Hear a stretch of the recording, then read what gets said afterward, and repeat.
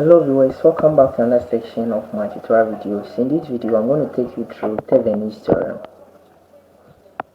Now, under network theorem, this is the first theorem we are going to handle in our course. So, under Thevenin's theorem, why this theorem? What do we use for? How do we calculate stuffs? Now, let's see. When you have a complex electrical network with a lot of resistors,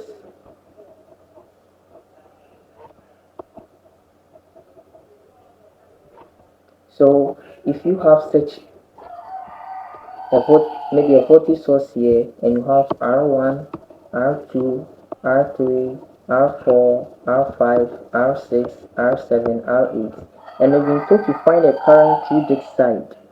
Imagine the stress you're going to go through if you're using the Kirchhoff's laws. You'll be taking series of loops, and that is going to be stress. Hence, Thevenin sat down to bring out a theorem that will help us determine the current flowing through a particular resistor in a large network. Under Thevenin's theorem, the theorem is saying that any linear circuit connected between terminals. So let me show you. Any linear circuit connected between terminals can be replaced by a Thevenin's voltage in series with a Thevenin's resistance. So we'll see, you have a Thevenin's voltage, then in series with a Thevenin's resistance RTH, including the resistor we want to find the current, so our R, then the I will be the current we want to find. So Thevenin is saying that any linear circuit connected between two terminals can be replaced with this. So if I want to find a current through this resistor, I can replace this resistor with this whole circuit, and this whole circuit has its voltage to be VTH, its resistance to be what? RTH, in series with this actual resistor. So Thevenin's theorem states that any linear circuit connected between two terminals can be replaced by Thevenin's voltage VTH in series with Thevenin's resistance RTH. Now let's see VTH and RTH. VTH is equal to an open circuit voltage, then RTH is equal to the Thevenin's resistance.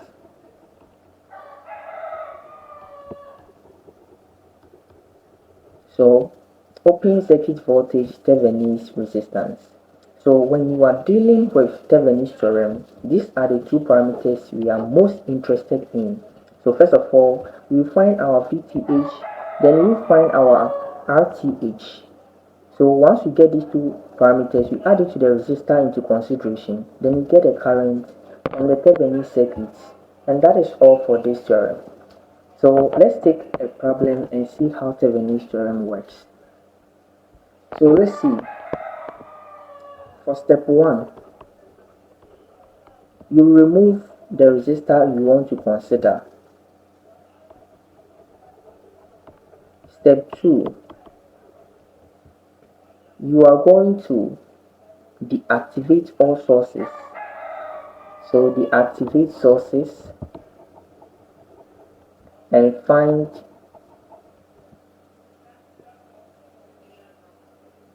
so let me give you the question so that we go through these steps one by one. So let's see. You let me clean these steps, and when you get a question, it's going to be so simple. So I have a question. So use Thevenin's theorem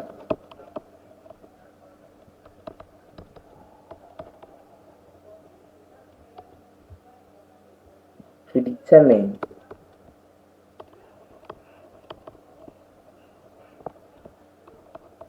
the current in the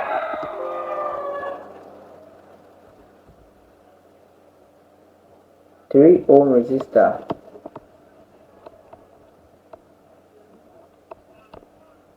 of the circuit below. So see the circuit. I have a 42 volts going into a 12 ohm, going into a 6 ohm, a 3 ohm, then a 35 volts. So the question is saying that we should use Thevenin's theorem to determine the current in this 3 ohm.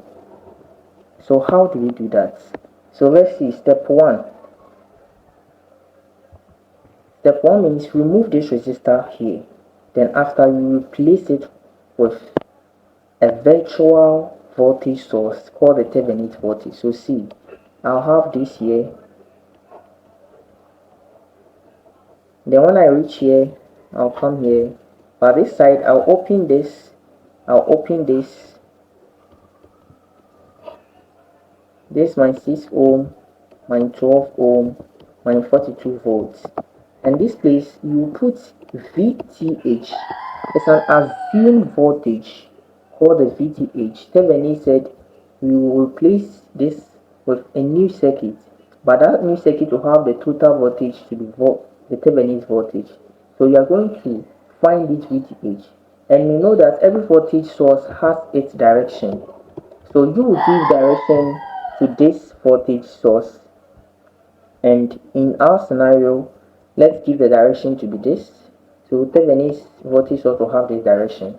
Now at this point, we are supposed to use our normal circuit laws to find VTH. So how do we find VTH? So let's take a loop with VTH. So let's see, you take this loop, this way. So we're moving this direction. So in this loop, the total voltages will be what? 35. Since the 35 is in the same direction with this, plus VTH, right? And it will be equal to, so now I need to introduce current. So sorry, here let's say I1 coming from this source, I2 coming from this source, right? And this side, so let's see something. When you are handling Thevenin's open voltage, called Thevenin's voltage, when a current is coming from this side, it cannot cross here. There is nothing here. This is an open circuit, but there is this virtual voltage, which we call the Thevenin's voltage. Hence, the I operation here will move down here. So the same current will pass through here and come back. This current I2 doesn't cross, so it doesn't come out at all. So this 35 plus VTH will be equal to 6, because in this I have this 6 and the I is I1. So 6 I1, and that is my first equation. So my VTH is simply equal to 6 I1 minus 35, right? So I need I1 before I can find my VTH. Let me take this loop. In this loop I can find I1, right? Because this is in series with this. So my total voltage in this loop, this way, is 42 is equal to what? 12 I1 plus 6 I1.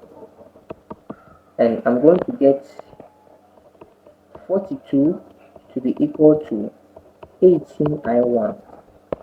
Hence my I1 will be equal to 42 over 18. And what is 42 over 18? 42 over 18. So 42 on 18 will give us 3. Sorry, 7 on 3.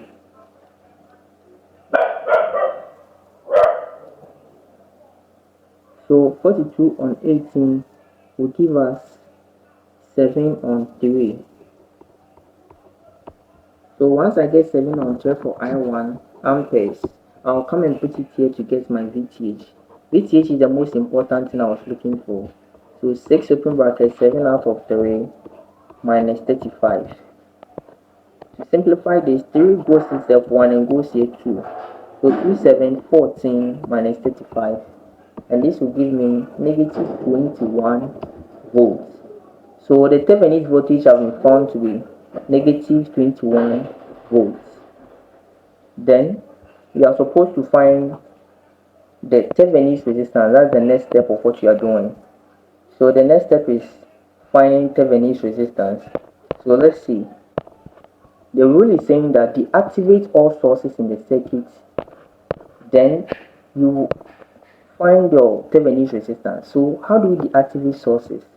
So it is from this circuit that we are going to deactivate the sources. Then we replace this here with our RTH. So let's see. Whenever you want to deactivate a source and you have a voltage source, you are going to short circuit it. Then if you have a current source, you are going to open circuit it. That is how we deactivate sources. So now let's see how we are going to find a Thevenin resistance. So the 42 will be short circuited so that we get our 12 ohms here, and this will come into the 6 ohm here. Then our VTH will be replaced by the RTH. Then our 35 volts will also be short circuited. As the rule says, we've deactivated them. So now how do you find the total resistance here?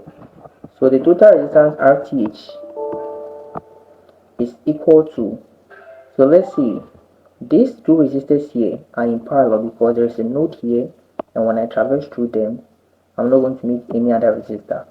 So I'm going to have 12 times 6 over 12 plus 6.